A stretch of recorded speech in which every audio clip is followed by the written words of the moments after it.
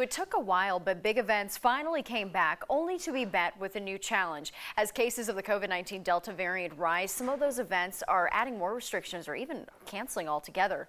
9 News reporter John Glasgow live at Union Station this morning, where a big event was supposed to take place, John, but not anymore.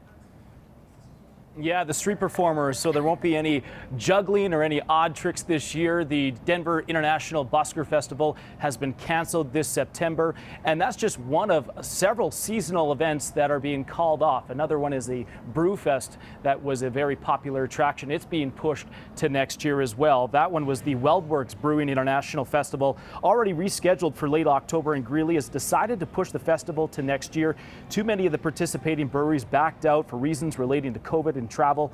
On the other hand, though, some events they're attempting a comeback with tighter restrictions. The Denver Performing Arts Complex has rules for its multiple venues, proof of vaccine for everyone 12 and older, and 11 and younger need to prove a negative test. Masks will also need to be worn regardless of vaccination status.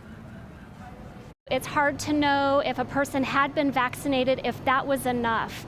And so we wanted to do as much as we could to protect the health and safety of folks in the theater. And until we have more information, this policy will stand. We want to make sure that as many people as possible can return to theater safely. And so this effort feels like the best way to avoid a capacity restriction.